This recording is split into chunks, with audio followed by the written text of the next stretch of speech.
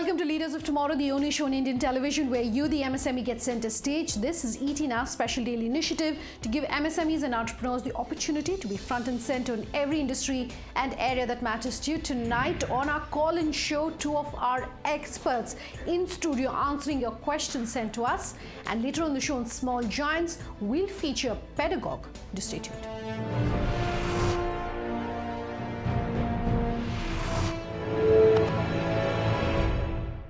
On Direct Connect tonight, Sunil Gupta as well as Anita Belani back with us in studio answering all your questions. If you have any questions for our experts, stay tuned. At the end of the show, we'll tell you how you too can reach us. Thank you both so much for taking the time out to answer in depth all of the questions that come to us from our viewers. It's time to kick tonight's show off with a question that's coming to us from Komal Hora. Komal has sent us this email to say working on a pan-India target market from a tier 2 city can be challenging, especially when it comes to finding the right talent and networking opportunities. Komal's question is, having digital nomads a good and productive idea? The second part of the question is, sweat equity beneficial for founders of a startup, and how can a founder make the best of it? With the kind of resources in tier 2 cities such as comparatively economic rentals, etc., also comes the challenge of getting the right talent, reaching out to clients, getting the right kind of developers, etc. How can startups grow and flourish from tier 2, especially if they're looking at pan-India for their market? So for the, I'll answer the second part of the question first. This is very interesting because a lot of startups are now in tier 2 cities. And one of the reasons they're in tier 2 cities is because the cost of doing business is cheaper. Now, one of the things that Komal can look at is forging relationships with local universities. What really happens is, the Infosys is a good example over here. They went into tier 2 cities and even tier 3 cities, actually, and built relationships with the local institutes and guaranteed that they will hire those people, because they were providing the input for the courses. So for a startup, actually, they can do that. I know of certain startups in places like Nagpur and Indore, etc., where they have local tie-ups with universities and they are taking the talent. And people want to stay in their hometowns. So for them, if they have good opportunities in their hometowns, they will lap it up. So that's number one. And having remote centers is also a great idea. So you have your core team in the tier 2 city, but you have a remote center in a tier 1 city, and that remote center has the very specific skills that you're looking for, which you cannot get in tier 2 cities, and also have a sales force where you think your target market is. That's the way you need to really growing your business. Okay. So startup always have the scarcity of funds, so they need to be very frugal, they need to be very cost conscious. So they need to preserve the funds in terms of operating of a tier 2 city. So like the challenges of talent is there. So what I would say, since it's a technology company, they can use the cloud infrastructure to host their development environment and hire the contract resources or talent resources from a tier 1 city on a contract basis to work, because now it's all collaborative development. So sitting from anywhere, the development can happen for the products or services. In terms of sweat equity, I would say, well, it is good model in terms of compensating. When you don't have money, give the equity, but they should be mindful enough that, that not beyond 8 to 10%, they should, dilute that whole equity system for a sweat equity. Because beyond a point, it doesn't make any sense in terms of diluting for the sweat equity point of view. 8 to 10%. But yes, that is also very specific when you're trying to see that the services what a person is delivering is of good value to you, because down the line your equity is going to be appreciated much, and you should not be in a situation where you've diluted too much for the sake of getting the services for your company. Okay. Just a sort of follow-on question. In one of our previous episodes, I do know that you were talking about other investors wanting to see skin in the game on the part of the founder. Yes. So how does that then tie in with what you just said on sweat equity? So other investors, yes, sometimes what happens is that the startup does not have that capability and competency what an investor brings, So, and at the same time, probably they may not need that kind of fund. More than that, what they need is their services also. They don't have enough money to pay them also. So yes, some of the investors, what they do is that they also understand that, if I participate in an equity and provide my kind of services in return of that, in terms of rather putting the money, that becomes a kind of a successful model for both of them, But some sweat equity is very important, because then that really keeps you in the game. You're looking at games that happen, down the line. Yeah. But if you're just getting money, it is, not skin in the game. Okay. So it's also not incentive enough. Exactly. Perhaps. For wealth creation to happen, people want to really work very hard then, if you have the skin in the game. Yeah. All right, Komal. That's a detailed response to your question. Thanks for that email. Our next query is coming to us on social media as well. Neha Yaduvanshi has sent us this question on our Facebook page to say they're an innovative strategy consulting firm that empowers clients to build, stay and grow their business in the Indian market. Her question for our experts: how will AI transform the way we do business in India over the next 5 years? Also, how can business use AI for strategy and planning? And what are the top 10 strategic technology trends for 2018, which will transform business? We don't see this question often from our MSMEs. That was a very good question. But is it possible to maybe talk on trends? On AI? Of course, yes. Sure. See, from artificial intelligence, what is artificial intelligence? Basically, think and learn. Yeah. Now, there are software and systems and algorithm available where the computer, can be activated, take an action based on various learning which has happened in the past. So, which can be applied to any kind of. So, there is a, in terms of a business model, the whole business models are getting changed because of the inceptions and integration of this artificial intelligence. Having said that, now the ecosystems around of doing business are also becoming digital in the terms of, so what you need is not more of a human intervention, but in terms of a repetitive processes which can automatically be done by these so-called bots of the world or chats of the world, which facilitate the whole process of doing the business rather than, doing a mundane task every time in terms of putting our human resources. So artificial intelligence has become a thing. In terms of top strategic trends, I would say there are 3 buckets of that. There is something called intelligence, whether it is artificial intelligence or IoTs of the world. There is something called digital, where digital twins or digital assets. Twins means creating an identity similar to what humans are, creating an identity where existing processes are, and immersive, like the artificial intelligence or virtual reality kind of thing, and a conversational platform. So this is also becoming very digital now. So you give a query and it will answer the query as if there is some real person sitting behind. I think Sunil has covered every possible technology, but what I'll say, a specific question here is, how is all this going to affect strategy? Sure. I think today the way we look at strategy is completely changing, because there's a lot of analytics that is behind it.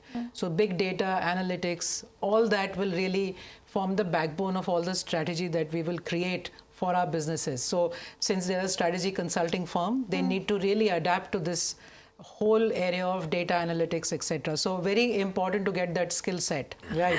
All right, Neha, that's in response to your question, lots of interesting trends that you can look forward to, as our experts have pointed out for you for 2018. Thanks very much for sending us that question. Our next query is coming to us from Anirban. This is a call. Anirban Guha is calling in with this question. Go ahead, Anirban. MSME entrepreneurs run their businesses on a shoestring budget, but after taking care of all expenses such as production, operations and others, an entrepreneur is left with very little budget to invest in marketing. In such a scenario, how can such an entrepreneur skill himself or herself to leverage digital technologies and do marketing of the product or company in less budget and expand market reach? Okay, so in a previous episode, we have sort of answered this to say that, you have to focus on everything together. There can't be any hierarchy, etc. And you had spoken about digital for marketing. If you can consolidate all of those answers and talk about what someone like an entrepreneur should do. The entrepreneurs are very thin on budget, so they need to optimize the resources. One of the things for marketing is then using the digital tools. When I say digital tools, means including social media, including SEO optimized website, including using platforms like Twitter, Facebook and all, and even to the extent of using the email and SMS kind of a campaign to drive that kind of a message across to the target segment where your prospective customers are there. So those are the areas where he can, with the zero to minimum cost, I would say, even zero. Some of these kind of tools are free, so there's no marketing cost. We have seen startups who are spending zero rupees in terms of their marketing because they're using the free digital tools available in there. But so do those give you the kind of revenue that you're looking for? To start with, yes, there is some amount of traction, but as you graduate, you need to further drill down in terms of analytics, in terms of from which segment, what profile, what segment, what geography. Then you need to have tools, then you need to spend on Google AdWords kind of thing, where you need to buy those kind of keywords and put it into SEO optimized website. Then you have to start investing in that. But what I'm trying to say is that from zero investment to minimum investment, using digital tools, he can achieve his target of reaching out and doing marketing exercise. Sure. You cannot not do marketing. This is, for a business, it's not going to happen unless you have such a specialized product that everybody knows about it. So it's about making your money go the long way, or getting the bang for your buck. Yeah, the most exactly, most optimized way of marketing. These days there are agencies that are doing digital marketing. It's a very interesting model that I will do this for you. Based on the revenue you make, I'll take a percentage of that. So no upfront cost. Basically, they are using digital tools or SEO or whatever. They are doing your marketing for you, but you are not paying them anything upfront. That's the way to explore, because there are lots of different areas and avenues today that you can explore to really make your money work for you. Completely out of time then on this segment. It's been a very interesting discussion today. Thank you both very much as always for being here tonight. Time for a break. On the other side, we'll feature Pedagoge on our Small Giant segment tonight. Just stay tuned.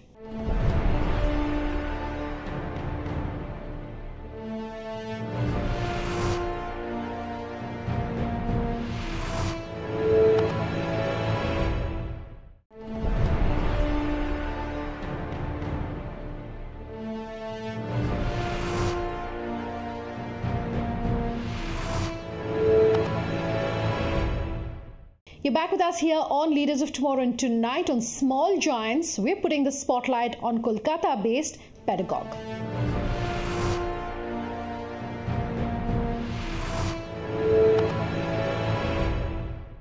We talk very often about how education is changing in India, and one such company that's doing something different is tonight's small giant, Pedagoge. Karishma Manjani travelled to Kolkata to catch up with this company that offers everything from math to guitar tutors to help you learn how you want, when you want. Its USP is that it's highly customized, offering things like experience, recommendations, course fee, etc. Take a look at this story. Bum, bum, bum.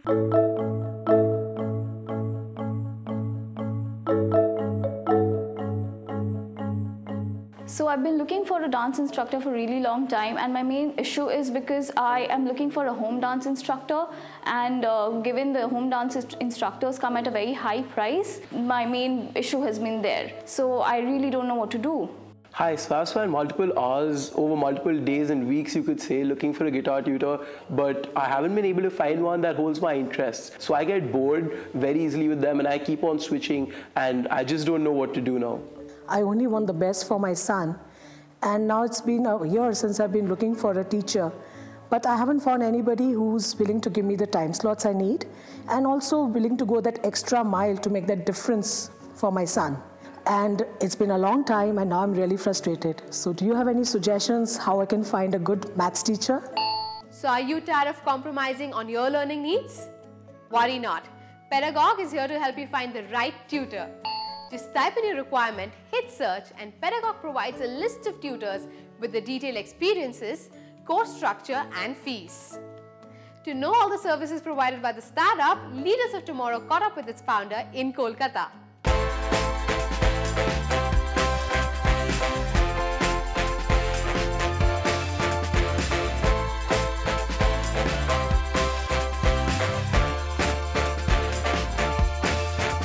Rohit, thanks for joining us on Leaders of Tomorrow. Let's start by talking to our viewers on how Pedagoge is transforming learning experiences for its users. Essentially, Pedagoge started because of my personal experience. During my schooling days, I was very bad at mathematics. So I had to have two maths teachers at the same time. One would just train me with the concepts and the other would make me practice sums. And finally, I came on the better side. And that's when I realized that there is no so-called perfect teacher. And there's a right one for every student, and every student has a different need. That's where I thought of creating a platform for such kind of services, and that's how Pedagoge happened. So you're addressing the gap in supply and demand in the education sector. You have a B2C company here, but I want to understand, how is it beneficial for the tutors? Do you have a commission-based model, or do they have to pay an upfront fee just to get onboarded onto your platform? Right, so that's the good thing about Pedagoge, that we do not have any upfront fee. Registration is completely free of cost for any teacher or an institution, how big or how small they might be, or from any domain. What we do is we charge a certain percent of the commission from their fee only when we give them business. So we earn a revenue only when they generate business. We are not obliged to provide any service, but we still would like to get them the best of the services. So let's expand on services here. What are the range of services that you're offering to users? We want to put out every service that there is which is remotely related to learning. You name it and probably we have it on board, from K to 12, from competitive exams, professional courses, music, art, dance, fitness, everything is here. We don't want anybody to be deprived of anything that they wanted to learn and could not find a teacher for, and we want to completely make it a marketplace for all kinds of learning services. So what kind of checks does Pedagoge conduct for its teachers? How do you verify their profile, their expertise, their course structure, and so on? So we do understand that this is a big concern with the users, and especially because we have home tutors who are traveling to their home and people are going to their places, gives rise to security risk also. So we have kept multiple checks to address this. Firstly is the review by the community. So the community helps a lot for us to filter these teachers out. They rate and review the teacher on different parameters such as composure, coolness, clarity, things like this. So for every teacher that is being sourced, we get a review from the student or the parent also. Secondly, we have internal reviews and rating system, which are consultants, where our consultants rate these teachers on different parameters, let's say punctuality, communication, things like this. And this is being updated real-time basis by our consultants. So every time a teacher is being talked to, they're being rated and they're being reviewed. Finally, we get documents from these teachers also, and some other videos if need be for their skill set to judge their communication. Let's say for a dance teacher, we'll get a video for dance for them and what they have done.